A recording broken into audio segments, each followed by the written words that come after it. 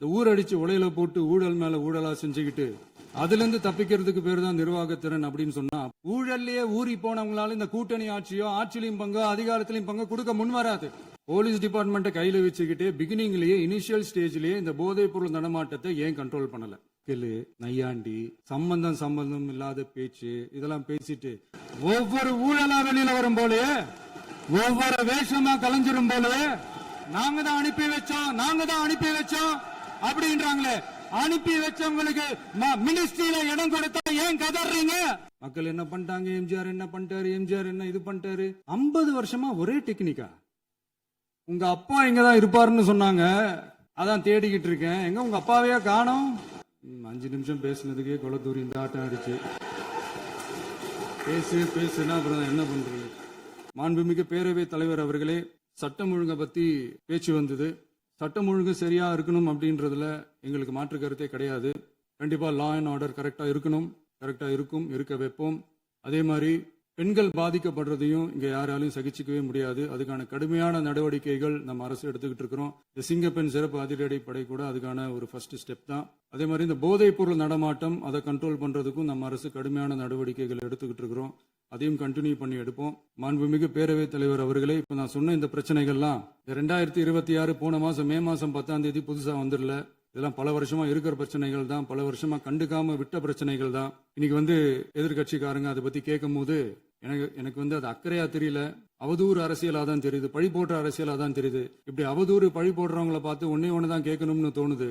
கடந்த 9-10 மாசமா நம்ம ஸ்டேட்ல சட்டம் ஒழுங்கு டிஜிபியே இல்ல. சட்டம் ஒழுங்கு டிஜிபியை போடுங்கன்னு சொல்லி எல்லாம் ஓஞ்சி போயிட்டோம். போன ஆட்சியில நடந்ததுக்கெல்லாம் இப்பதான் விடையே கண்டுபிடிக்கிறோம். நம்ம ஆட்சியில் இந்த போதைப் பொருள் நடமாட்டம் எல்லாம் தாறுமாறா அப்படியே பரவி கொட்டி கிடக்குது. இதெல்லாம் இனிஷியல் ஸ்டேஜ்லயே யார் கண்ட்ரோல் பண்ணிருக்கணும்? போலீஸ் டிபார்ட்மெண்ட் அப்ப யார் கையில இருந்தது? இத்தனை கேள்வி நம்மளை பார்த்து கேட்கறாங்களே, ஒரே ஒரு கேள்விதான் நான் கேட்கணும்னு தோணுது. போலீஸ் டிபார்ட்மெண்ட்டை கையில வச்சுக்கிட்டு பிகினிங்லயே இனிஷியல் ஸ்டேஜ்லயே இந்த போதைப் பொருள் நடமாட்டத்தை ஏன் கண்ட்ரோல் பண்ணல? மனசாட்சி உள்ளவங்க இந்த பிரச்சனையெல்லாம் ஏன் நடக்குதுன்றது அவங்களுக்கே நல்லா தெரியும். இன்னைக்கு சட்டம் ஒழுங்கை பத்தி கேள்வி கேட்க கூடாதா அப்படின்னா தாராளமா கேட்கலாம். இது ஜனநாயக அரசு, மன்னராட்சி எல்லாம் கிடையாது, மனசாட்சி உள்ள மக்களாட்சி. அதனால கேள்வி கேட்கலாம், எல்லாருக்கும் எல்லா உரிமையும் உண்டு. விமர்சனம் செய்யலாம், எல்லாருக்கும் எல்லா உரிமையும் உண்டு. ஆனா நம்ம ஆட்சியில என்ன நடவடிக்கைகள் எடுத்திருக்கோன்றது தெரிஞ்சுக்கிட்டு அதுக்கேற்ற மாதிரி ஒரு நடுநிலையா பேசுனீங்கன்னா கொஞ்சம் நல்லா இருக்கும். சட்டம் ஒழுங்கை பத்தி யாருக்கு என்ன யோசனை இருந்தாலும், மக்கள் நலனுக்காக யாருக்கு என்ன யோசனை இருந்தாலும் அதை தாராளமாக சொல்லலாம். நம்ம அரசு அது காது கொடுத்து கேட்கும். ஆனா நம்ம அரசினுடைய நிர்வாகத்திறன் அதை பத்தி பேசுறவங்களுக்கு இந்த ஊரடிச்சு உலையில போட்டு ஊழல் மேல ஊழலா செஞ்சுக்கிட்டு அதுல இருந்து தப்பிக்கிறதுக்கு பேர் தான் நிர்வாகத்திறன் அப்படின்னு சொன்னா, அப்படிப்பட்ட ஒரு ஊழல் செய்யற நிர்வாகத்திறனை நம்ம அரசு ஒரு நாளும் செய்யாது. பெட்டியா பணத்தை வச்சுக்கிட்டு, பெட்டியை வச்சு எல்லாம் செஞ்சுக்கிட்டு, போதைப் பொருள் பாதுகாவல் கழக மாடல் அரசாங்கம் செஞ்ச ஒவ்வொரு ஊழலா வெளியில வந்துகிட்டு இருக்கு. டாஸ்மாக்ல பார்ட்டி ஃபண்ட் கட்சி நிதி அப்படின்ற பேர்ல அடிச்ச கொள்ளையெல்லாம் ஒண்ணா இப்போ கவர்மெண்டோட கஜானாவுக்குள்ள கொண்டு சேர்த்துக்கிட்டே இருக்கிறோம். மாண்புமிகு முதல்வர்கள் பதில் உரைக்கு பிறகு நேரம் தரேன். அப்ப அவங்க பேசட்டும். அவங்கள பேச அனுமதி. உட்காருங்க.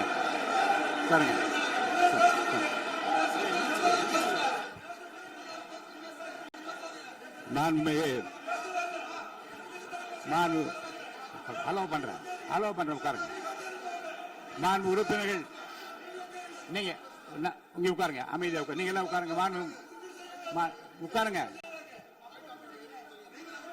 உட்காருங்க. மாண்புமிகு, நீங்க எல்லாரும் உட்காருங்க. அமைதியா உட்காருங்க.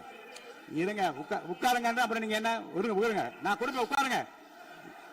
நான் பாயிண்ட் ஆஃப் வர கொடுங்க. நான் கொடுக்கிறேன். உட்காருங்க.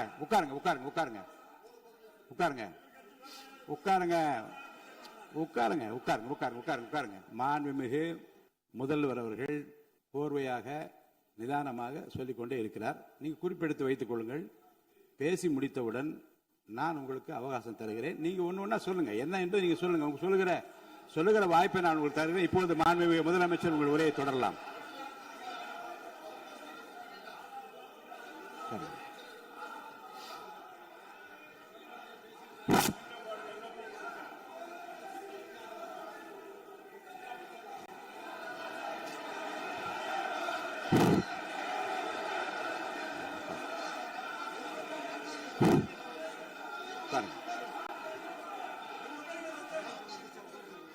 நான் எழுந்த பிறகு உட்கார்றதா முறை. உட்காருங்க எல்லாரும் உட்காருங்க. தேசிய உட்கார். நான் அலோவ் பண்றேன். உட்காருங்க. அமைதியா உட்காருங்க. நான் அலோவ் பண்றேன். அமைதியா உட்காருங்க. அங்க இருந்து குரல் கொடுக்காதீங்க. உட்காருங்க. இனிமையான இந்த விவாதத்தில் இதுவரை குறுக்கீடுகள் இல்லாமல் மாண்புமிகு முதல்வர் அவர்கள் பேசி முடித்தவுடன் பாயிண்ட் ஆஃப் ஆர்டர் கேட்டிருக்கேன். நான் அனுமதிக்கிறேன். எதிர்க்கட்சி தலைவருக்கு மட்டும் நான் அனுமதி தருகிறேன். அவர் எழுந்து பேசலாம். முதலமைச்சர் நீங்க கண்டினியூ பண்ணி முடிக்கலாம். நீ எல்லாரும் எழுந்துச்சீங்கன்னா சரி வராது. உட்காருங்க. நான் சொல்லியிருக்கேன். உட்காருங்க.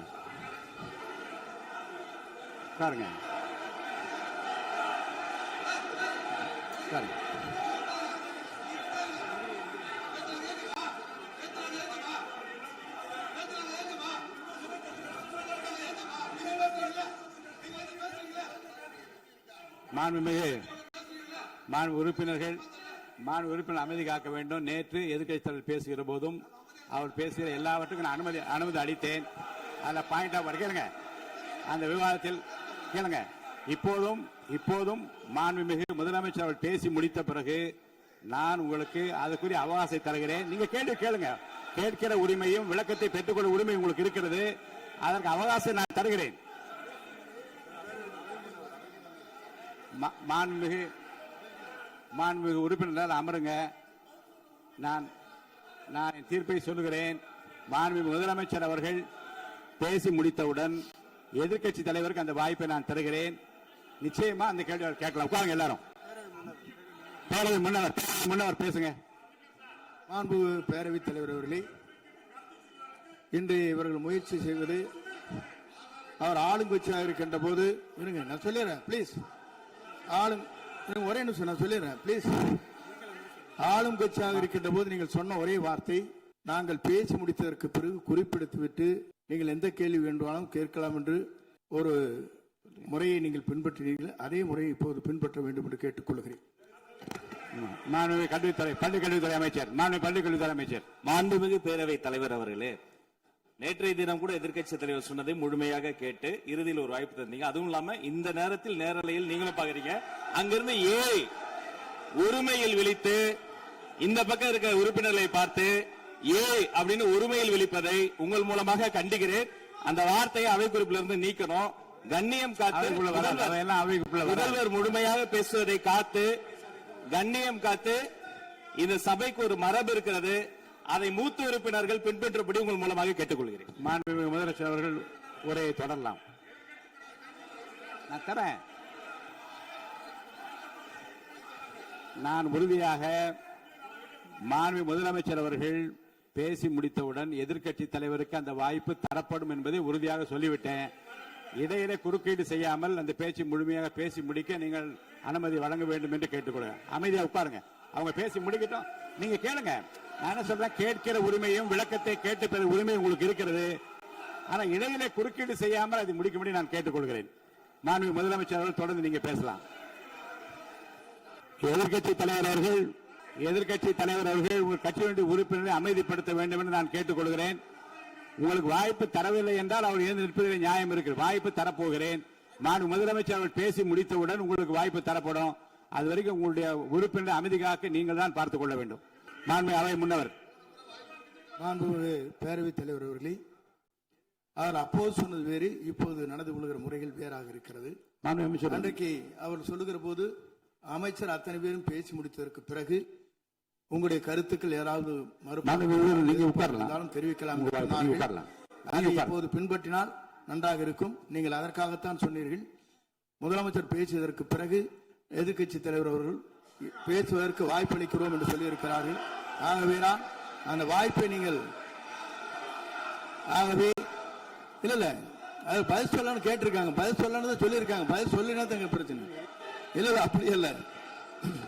ஆகவே இல்ல நேற்றைய தினம் நீங்கள் அப்படி பேசிக் கொண்டது ஆறாவது இல்ல. நேற்றைய தினம் உங்கள் பேசுகிற போது ஆறாவது குறுக்கிட்டார்களா? நீங்கள் பேசுகிற போது யாருமே குறுக்கிடவில்லை. நீங்க எவ்வளவு பேசினீர்கள், எவ்வளவு வார்த்தைகள் பேசினீர்கள் என்பதெல்லாம் எங்களுக்கு தெரியும். யாருமே அதில் குறுக்கிடவில்லை. இது முதலமைச்சர், எங்கள் முதலமைச்சர் எதிர்க்கட்சி தலைவர் பேசுகிறவர் யாரும் குறுக்கிட வேண்டாம் என்று சொன்னார்கள். அதை நாங்கள் பின்பற்றினோம். ஆனால் இன்றைக்கு நீங்கள் பின்பற்றவில்லை என்பதால் வேதனையாக இருக்கிறார். முன்னவர் நேற்று எதிர்க்கட்சி தலைவர்கள் பேசுகிற போது அடுக்கடுக்காக குற்றச்சாட்டுல வைத்தார். சொல்லுங்க. இப்போ அதற்குரிய சொல்லுங்க. மாண்புமிகு பொதுப்பணித்துறை அமைச்சர் கூட காலையில் அலுவலகத்தை சந்தித்து அவர்கள் சாட்டிய குற்றச்சாட்டுகளுக்கெல்லாம் ஆதாரங்களை எல்லாம் நான் கொண்டு வந்திருக்கிறேன் என்று சொன்னேன். நான் நேற்று அந்த விஷயம் நேற்றோடு முடிந்து விட்டது. ஆதாரங்களை கொடுங்கள். தக்க நேரத்தில் இதை பற்றி சொல்ல வேண்டிய நேர்ந்தால் நான் இதெல்லாம் ஆய்வு செய்து உரிய நேரத்தில் அவை குறிப்பிட்டு ஏற்றுவதற்கு முன்பாக அவரிடம் காட்டி அதற்கு பிறகு அதை பற்றி முடிவெடுக்கும் என்று நான் சொன்னேன். இப்போதும் சொல்லுகிறேன், மாண்பு முதலமைச்சர் அவர்கள் பேசிக் கொண்டிருக்கிறார். பேசி முடிக்கட்டும். எதிர்க்கட்சி தலைவருக்கு உறுதியாக நான் வாய்ப்பு தருவேன். அவர் கேள்விகளை முன்வைக்கலாம், விளக்கங்களை பெறலாம். இப்போதைக்கு பேரவைத் தலைவர் என்ற முறையில் என்னுடைய முடிவு இதுதான். அவையில் இருக்கக்கூடிய உறுப்பினர்கள் அமரும்படி நான் கேட்டுக்கொள்கிறேன். நான் முதலமைச்சர் அவர்கள் பேச வேண்டிய நேற்றைய தினம் நீங்கள் முழுமையாக பேசினீர்கள். உங்கள் பேச்சுக்கள் எப்படி இருந்தது என்பதும் நாடறியும். இருந்தாலும் கூட நாங்கள் அமைதியாக இருந்தோம். இல்ல நீங்க இருங்க. ஒவ்வொரு வார்த்தைக்கு இருங்க. நீங்க மின்வெட்டையில நீங்க சொன்னீங்க. உங்களுடைய முன்னாள் அமைச்சர் ஆற்காடு வீராசாமி இருக்கிற போது மின்வெட்டால் தான் நாங்கள் ஆட்சியே மாறியது என்றெல்லாம் சொன்ன கதையெல்லாம் இருக்கு. அதெல்லாம் சொன்னோம்னாங்க. நாங்களே அமைதியா இருந்தோம். அதுக்காக நீங்க தயவு செய்து எதிர்கட்சி தலைவருக்கு வாய்ப்பளிக்கிறார்கள். அந்த வாய்ப்பை நீங்கள் அவர் முதலமைச்சர் பேசுவதற்கு பிறகு பேசினால் அழகாக இருக்கும். அவை முன்னர் பள்ளிக்கல்வித்துறை அமைச்சர் மாண்புமிகு பேரவை தலைவர் அவர்களே, அவர் ஒரே ஒரு வார்த்தையை தான் சொன்னார். பார்ட்டி ஃபண்ட் என்ற வார்த்தையை கேட்டு எதிர்க்கட்சி நண்பர்கள் கோபப்படுகிறார்கள். ஆனால்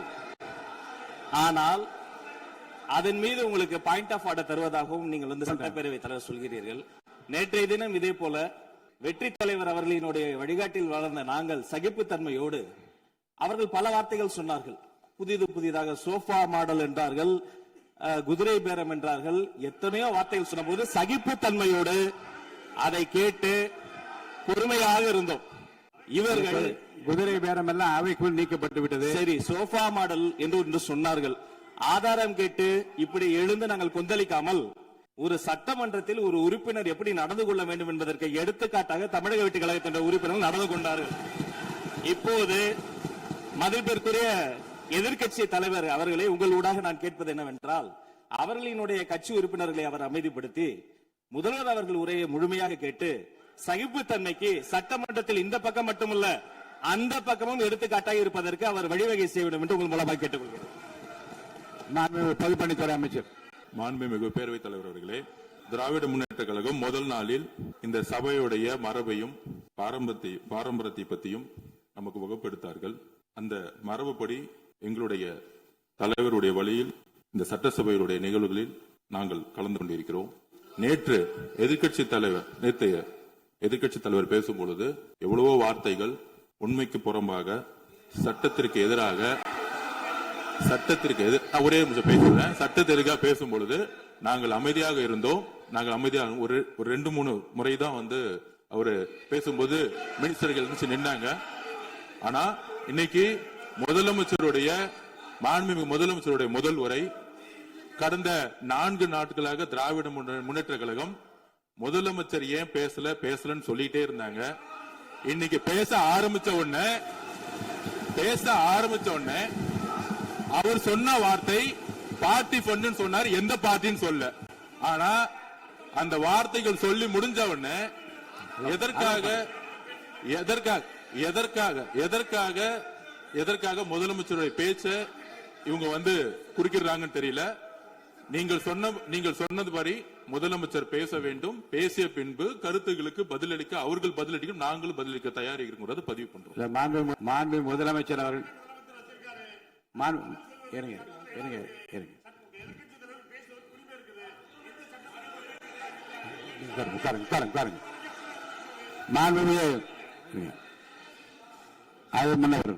மரபு இருக்கிறது.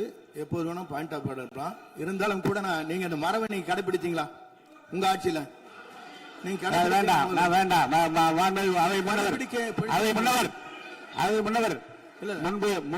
முன்பு எப்படி நடந்தால் என்பதை பற்றியோ முன்பு நடந்த நிகழ்வுகள் பற்றியோ நீங்கள் சொல்லி மீண்டும் இந்த அவையினுடைய மாண்பை குறைக்க வேண்டாம் என்று நான் கேட்டுக்கொள்வது வேண்டாம். இப்போது உள்ள பிரச்சனை மாண்பு முதலமைச்சர் அவர்கள் தன்னுடைய பேச்சை உறுதி செய்து முடிக்க வேண்டும். அவர் முடித்த பிறகு எதிர்க்கட்சி தலைவருக்கு நான் நிச்சயமாக வாய்ப்பு தருவேன். அவர் கேள்வி கணைகளை தொடுக்கலாம், சந்தேகங்களை கேட்கலாம், விளக்கம் தருவதற்கு மாண்பு முதலமைச்சர் அவர்கள் தயாராக இருக்கின்றார். அமைதியாக என்னை அமரும்படி நான் கேட்டுக்கொள்கிறேன். மாண்பு உறுப்பினர் ஆஸ்தின் உங்க இடத்துல போய் உட்காருங்க. மாண்பு உறுப்பினர் ஆஸ்தின், நீங்க ஒரு மூத்த உறுப்பினர், சபை விதிகளை நன்கு தெரிந்த ஒரு உறுப்பினர், நீங்க போய் இடத்துல உட்காருங்க. முதல்ல மாண்பு முதலமைச்சர் அவர்கள் உரையை தொடரலாம். நான் வாய்ப்பு இல்லை என்று சொன்னால் நீ எழுந்து நிற்பதிலே நியாயம் இருக்கிறது. வாய்ப்பு உறுதியாக எதிர்க்கட்சி தலைவருக்கு பாயிண்ட் ஆஃப் ஆர்டர் மட்டுமல்ல, உட்கார்ந்து அவர் பேசிய பேச்சுக்களை என்ன இருங்க என்ன என்ன என்ன என்ன என்ன உங்களுக்கு சந்தேகம் இருக்கிறதோ, வினாக்கள் இருக்கிறதோ அதை நீங்க கேட்கலாம். அவர் பதில் சொல்வதற்கு தயாராக இருக்கிறார். பேசி முடிக்கின்ற வரை அமைதி காக்கும்படி உங்களை நான் கேட்டுக்கொள்கிறேன். மாண்புமிகு எதிர்க்கட்சி தலைவர் முழு ஒத்துழைப்பை நீங்கள் தர வேண்டும் என்று நான் எதிர்பார்க்கிறேன். மாண்புமிகு எதிர்க்கட்சி தலைவர், பேரவைத் தலைவர்களே, நீங்க உட்காருங்க. நேற்று நான் பேசும்போது சில அமைச்சர்கள் குறுக்கிட்டு பேசினாங்க, அதற்கு நீங்க அனுமதி கொடுத்தீங்க. அதே மாதிரி இன்னைக்கு முதலமைச்சர் பேசும்போது சில வார்த்தைகள், தவறான வார்த்தைகள் பேசுறாரு. அவர் பார்ட்டி ஃபண்ட் அப்படின்னு சொல்லியிருக்கிறாரு. அவர் அமைச்சர் அந்த பார்ட்டி ஃபண்ட் எந்த பார்ட்டின்னு கூட சொல்ல தைரியம் இருந்தா சொல்லுங்க, நாங்க அதெல்லாம் ஃபேஸ் பண்ண தயாரா இருக்கோம். எதையும் ஆதாரத்தோடு எதையும் பேசுங்க. நீங்க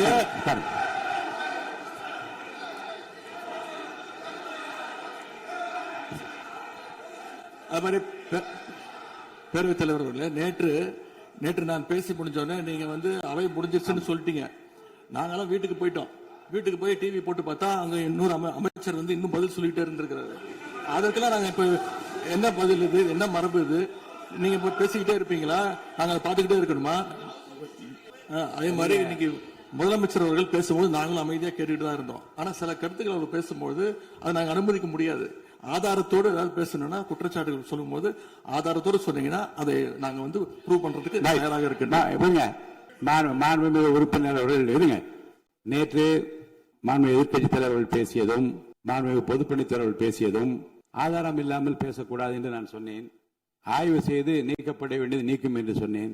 இப்போது மாண்புமிகு முதல்வர் அவர்கள் பேசி முடிக்கட்டும். நீங்கள் கூறிய கருத்துப்படி அதில் ஆதாரங்கள் இல்லாத குறிப்பாக இருந்தால் அதை நீக்குவதற்குரிய உரிமை எனக்கு இருக்கிறது. ஆய்வு செய்து நான் நடவடிக்கை எடுப்பேன். இப்போது மாண்பு முதலமைச்சர் அவர்கள் பேசலாம். டாஸ்மாக் மாதிரியே பல டிபார்ட்மெண்ட்லயும் மறுபடியும் சொல்றேன், கட்சி நிதின்ற பேர்ல அடிச்ச கொள்ளைய ஒன்னா கவர்மெண்டோட கஜானாக்குள்ளேயே கொண்டு சேர்த்துக்கிட்டே இருக்கிறாங்க. இப்பவும் சொல்றேன், மக்கள் பணத்துல இருந்து ஒரு பைசா கூட தொடமாட்டோம், தொடவும் விடமாட்டோம், தொட்டா விடமாட்டோம். இதுக்கு முன்னாடி தொட்டவங்களையும் விடமாட்டோம்.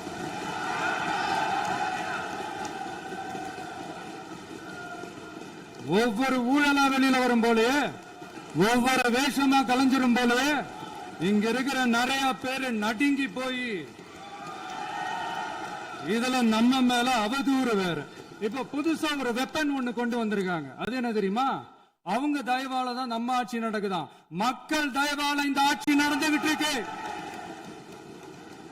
மனசாட்சி உள்ள சக்திகளோட ஆதரவால இந்த ஆட்சி நடந்துகிட்டு இருக்கு. நாங்க தான் அனுப்பி வச்சோம் அப்படின்றாங்களே. அனுப்பி வச்சவங்களுக்கு மினிஸ்ட்ரியில இடம் கொடுத்தா ஏன் கதறீங்க? ஏன் இவ்வளவு கோபம்? ஏன் இவ்வளவு கதறல்? இதுல இன்னொரு முக்கியமான விஷயம், மார்க்சிஸ்ட் கம்யூனிஸ்ட் கட்சி நமக்கு ஆதரவு கொடுத்தது சுயேட்சையா எடுத்த முடிவுன்னு சொல்றாங்க. அதே மாதிரி இந்திய கம்யூனிஸ்ட் கட்சி நமக்கு ஆதரவு கொடுத்தது சுயேட்சையா எடுத்த முடிவுன்னு சொல்றாங்க. இதுல எங்க இருந்து நாங்க தான் அனுப்பி வச்சோம்னா புரியலையே. மக்களுக்கு நல்லா புரியும், எல்லாத்தையும் தெளிவா பார்த்துக்கிட்டு இருக்கிறாங்க.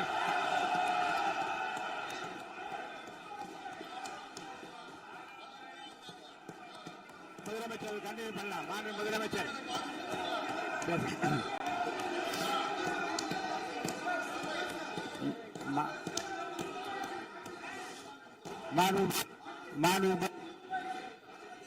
முதலமைச்சர் கண்டினியூ பண்ணலாம். இந்த சமூக நீதி அரசுன்னு சொல்றவங்களை பார்த்து கேக்குறேன், நம்ம பட்டியலின சகோதரர்களுக்கு எத்தனை அமைச்சர் பதவி கொடுத்தீங்கன்னு கொஞ்சம் சொல்ல முடியுமா? ஆனா நம்மளுடைய அரசுல 8 அமைச்சர் பதவிகள் யாருக்கு? நம்ம பட்டியலின சகோதரர்களுக்கு. எல்லாம் நம்ம அண்ணன், நம்ம தம்பி, நம்ம தங்கச்சிங்க. அண்ணல் அம்பேத்கர் அவர்களுடைய கிட்டத்தட்ட 100 ஆண்டு கால கனவு இப்ப நிறைவேறி இருக்கு. நான் ஏன் கொஞ்சம் சவுண்டா பேசுறேன் அப்படின்னா அவங்களுக்கு கேட்கணுன்றதுக்காக தப்பா எடுத்துக்காது. பெண்களோட பாதுகாவலர் நாங்க தான் அப்படின்னு சொல்லிக்கிறவங்கள கேக்குறேன், எத்தனை பெண்களுக்கு அமைச்சர் பதவியில இடம் கொடுத்தீங்க கொஞ்சம் சொல்ல முடியுமா? எங்க அரசுல 4 சகோதரிகளுக்கு அமைச்சர் பதவி கொடுத்திருக்கிறோம். அதனால மக்களால் நிராகரிக்கப்பட்டு மக்களால் அகற்றப்பட்டவங்களுக்கு ஒண்ணு சொல்லிக்கிறோம், தப்பே செய்ய மாட்டோம், ஊழலே செய்ய மாட்டோம், நேர்மையா தான் இருப்போம், நியாயமா தான் இருப்போம் அப்படின்னு சொல்றவங்களால மட்டும்தான் கூட்டணி ஆட்சி அமைக்க முன்வரும். ஆட்சியிலையும் பங்கு, அதிகாரத்திலையும் பங்கு கொடுக்க முன்வரும். ஊழல்லையே ஊறி போனவங்களால இந்த கூட்டணி ஆட்சியோ ஆட்சியிலையும் பங்கு அதிகாரத்திலையும் பங்கு கொடுக்க முன்வராது. மெஜாரிட்டி இருந்தாலும் தரமாட்டாங்க, மெஜாரிட்டி இல்லனாலும் தரமாட்டாங்க. கேட்டா ரெடிமேடா ஒரு பதில் ஒண்ணு வச்சிருப்பாங்க, கூட்டணி ஆட்சியை மக்கள் விரும்ப மாட்டாங்கன்னு. அதே மக்கள் தான் இப்ப அவங்கள பார்த்து சிரிக்கிறாங்க. நான் பதவி ஏத்த அன்னைக்கு கொஞ்சம் டைம் அவகாசம் கேட்டேன். எதுக்கு கேட்டேன்? நிதி நிலைமைலாம் கொஞ்சம் மோசமா இருக்குது, அதெல்லாம் கொஞ்சம் சரி செஞ்சுக்கிட்டே படிப்படியா கொஞ்சம் கொஞ்சமா நான் கொடுத்த வாக்குறுதிகள்லாம் செயல்படுத்துவேன், அதுக்காக கொஞ்சம் டைம் அவகாசம் கேட்டேன். நான் ஏதோ வேற எதுக்காகவோ வேற யாருக்காகவோ ஏதோ அவகாசம் கேட்ட மாதிரி அடுத்து இங்க சபையில இல்லாதவங்களை பத்தி பேச வேண்டாம்னு நினைக்கிறேன். இங்க நம்மளை பத்தி அவதூறு பரப்புறதோட மட்டும் இல்லாம இப்ப நம்ம மக்கள் மேலேயும் அவதூறு பரப்ப ஆரம்பிச்சிட்டாங்க. மக்கள் நமக்கு ஓட்டு போட்டது தப்பான், குடும்பமா நமக்கு ஆதரிச்சது தப்பான். இது இப்ப இல்ல, நான் சொல்றது எம்ஜிஆர் அவர்கள் காலத்திலிருந்தே. அப்பவே அவர் ஜெயிச்சப்போ அதே மக்களை தப்பா பேசுறது. மக்கள் என்ன பண்ணிட்டாங்க, எம்ஜிஆர் என்ன பண்ணிட்டாரு, எம்ஜிஆர் என்ன இது பண்ணிட்டாரு. 50 வருஷமா ஒரே டெக்னிக்கா? டெக்னாலஜி எல்லாம் மாறி வேற எங்கேயோ போயிட்டு இருக்கு பஸ். இதுல கொஞ்சம் டெக்னிக்காச்சும் கொஞ்சம் மாத்தினா கொஞ்சம் நல்லா இருக்கும். அதனால மக்களுக்கு யூஸ்ஃபுல்லா இருக்கிற மாதிரி இந்த ஆக்கப்பூர்வமான கருத்துக்களோ ஆக்கப்பூர்வமான யோசனைகளோ இருந்தா சொல்லுங்க, அதை நாங்க டெஃபரெண்டா எடுத்துக்கிறோம். ஆனா அதை விட்டுட்டு இந்த நக்கலு நையாண்டி சம்பந்தம் இல்லாத பேச்சு இதெல்லாம் பேசிட்டு அப்புறம் முதல்வர் பதில் சொல்லல, முதல்வருக்கு பதில் சொல்ல தெரியல அப்படின்னா அப்புறம் என்ன சோஃபா மாடல் ஆட்சியா? அது என்னன்னு புரியறதுக்கு எனக்கு ரொம்ப நாள் ஆச்சு. இந்த சோஃபா செட்டு, டேபிள் சேரு, டீபாய், பர்னிச்சர் பிசினஸ் எல்லாம் வேற எங்க வெளியில போய் பண்ண சொல்லுங்க. அப்படி அந்த பிசினஸ் தான் பண்ணணும்னா நிறைய பிசினஸ் பண்ற மாதிரி வெளியில போய் பண்ண சொல்லுங்க, இங்க சட்டசபைக்குள்ள வேணாம். அதனால ஆக்கப்பூர்வமான கருத்துக்கள் இருந்தா சொல்லுங்க, டெஃபினட்டா அது சரியா இருந்தா நாங்க ஏத்துக்கிறோம். எனக்கு ஒரு குட்டி கதை ஒண்ணு ஞாபகம் வருது, சொல்லாமா? ஒரு ஊர்ல ஒரு பெரியவர் வெயில் ரொம்ப ஜாஸ்தியா இருக்குன்னு சொல்லிட்டு கண்ணுக்கு மேல கை வச்சுக்கிட்டு இப்படி சுத்தி முத்தி தேடிக்கிட்டு இருந்தாராம். அப்ப கூட இருந்த ஒரு சின்ன பையன் என்ன தேடுறீங்க அப்படின்னு கேட்டானா. அதுக்கு அந்த பெரியவர் சொன்னாரா, அது ஒண்ணு இல்ல தம்பி, உங்க அப்பா இங்கதான் இருப்பாருன்னு சொன்னாங்க, அதான் தேடிக்கிட்டு இருக்கேன், எங்க உங்க அப்பாவையா காணோம்?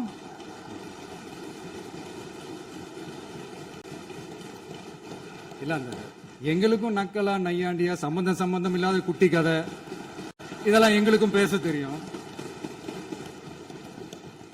அந்த கதையில பெரியவர் அப்படி சொன்னாராம், தப்பா எடுத்துக்காதீங்க. அந்த கதையில பெரியவர் அப்படி கேட்டாராம். அதனால யாரும் இங்க டென்ஷன் ஆக வேணாம். இன்னொரு இந்த என்னுடைய உரையை முடிக்கிறதுக்கு முன்னாடி போயிட்டாங்க, பேசலாமா? உங்க கருத்துக்களை நீங்க முழுமையாக மன நிறைவோடு பேசலாம். டிவியில பார்ப்போம். 5 நிமிஷம் பேசுனதுக்கே கொலத்தூரி இந்த ஆட்டம் ஆயிடுச்சு. பேசுனா அப்புறம் என்ன பண்றது? கடைசியா நான் இந்த உரையை முடிக்கிறதுக்கு முன்னாடி ஒரு முக்கியமான ஒரு விஷயம் பத்தி சொல்லணும்.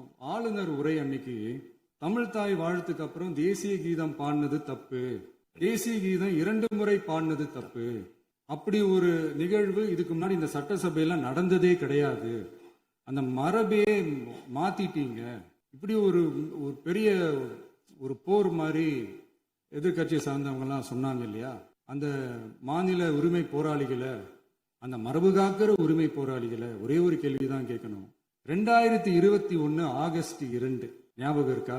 Centenary celebration of Tamil Nadu legislature. அந்த ஃபங்க்ஷன்ல நம்ம முன்னாள் முதலமைச்சர் கருணாநிதி அவர்களோட கலைஞர் அவர்களுடைய புகைப்படத்தை மாண்புமிகு குடியரசுத் தலைவர் திறந்து வைக்கிற ஒரு ஃபங்க்ஷன். அந்த ஃபங்க்ஷன்ல national anthem followed by Tamil Thai Vazhthu அப்படின்னு அறிவிச்சது ஞாபகம் இருக்கா? அதாவது தேசிய கீதத்துக்கு அப்புறமா 2வது முறையா, நோட் திஸ் பாயிண்ட் மாண்புமிகு பேரவைத் தலைவர் அவர்களே, பிளீஸ் நோட் திஸ் பாயிண்ட். தேசிய கீதத்துக்கு அப்புறம் 2வது முறையாக தமிழ் தாய் வாழ்த்து பாடப்படும் அப்படின்னு சொன்னது ஞாபகம் இருக்கா?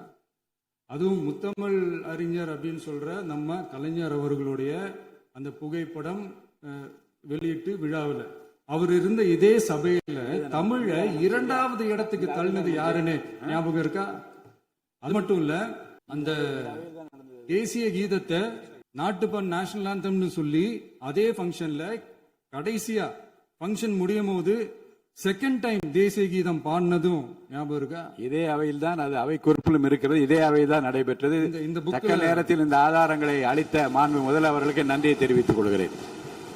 ஏதாவது டவுட் இருந்தா இந்த புக்கை பார்த்து தெரிஞ்சுக்கலாம். இதெல்லாம் கேட்டா என்ன சொல்லுவாங்கன்னா, அது ஜனாதிபதி கலந்துகிட்ட ஃபங்க்ஷன், அதெல்லாம் அப்படிதான், அதெல்லாம் கண்டுக்க கூடாது அப்படின்னு சொல்லுவாங்க. இதே மாதிரிதான் பேசுறது ஒண்ணு, செய்யறது ஒண்ணு, செய்யறது ஒண்ணு, பேசுறது ஒண்ணு. இதெல்லாம் மக்கள் பார்த்துக்கிட்டு இருக்காங்க. எலெக்ஷனுக்கு முன்னாடி தான் அப்படி செஞ்சுக்கிட்டு இருந்தாங்க. இப்போ எலெக்ஷனுக்கு அப்புறம் அதே தான் செய்யறாங்க. இந்த விஜயையும் சாமானியர்களின் உண்மையான சமூக நீதி அரசையும் அவமானப்படுத்துறதுக்கு தான் அவங்களோட அந்த பொலிட்டிக்கல் சீனியாரிட்டி அது பயன்படுத்துது போல. சரி, செய்யட்டும் செய்யட்டும், நல்லா செய்யட்டும். ஆனாலும் நம்மளுடைய மாநில உரிமை, மொழி உரிமை, உத்தம உத்தரர் போல வேஷம் போடுற எதிர்கட்சிக்கு ஒன்றை மட்டும் ஆணித்தரமாக சொல்றோம். உங்களை மாதிரி தமிழ் தமிழ்னு சொல்லிக்கிட்டு, மொழி பண்பாடு கலாச்சாரம்னு சொல்லிக்கிட்டு ரெட்டை வேஷம் போடுறவங்க நாங்க கிடையாது. உலகெங்கும் வாழும் என் தமிழ் சொந்தங்களுக்கு நம்முடைய உத்தரவாதம் தமிழ் தான் எங்க உயிர் நாடி அப்படின்றத மறக்க மாட்டோம். இப்பவும் சொல்றோம், மாநில உரிமையில எப்பவும் உறுதியா இருப்போம். அதே சமயத்துல அரசியல் வேற, ஒன்றிய மாநில அரசுகளுக்கு இடையே இருக்கிற நிர்வாக அணுகுமுறை வேற. இதுல நாங்க ரொம்ப தெளிவா இருக்கிறோம். அதனால எங்களுக்கு பாடம் எடுக்கிறதா நினைச்சுக்கிட்டு உங்க வேஷத்தை நீங்களே கொஞ்சம் கொஞ்சமா கலைச்சிக்கிட்டே வர்றீங்க, மறந்துடாதீங்க. நேத்து எதிர்கட்சி தலைவர், மாண்புமிகு எதிர்கட்சி தலைவர் பேசும்போது நிறைய பேசினாங்க. அதுல ஒண்ணு மட்டும் அரசு சொல்றதா நினைச்சுக்கிட்டு நம்மளை இன்டைரக்டா ஈவில் அப்படின்ற அந்த வார்த்தையை யூஸ் பண்ணாங்க. எனக்கு ஒன்னே ஒண்ணுதான் சொல்லணும்னு தோணுது. ஈவில்ஸ்னு டெவில்ஸ் பேசக்கூடாது.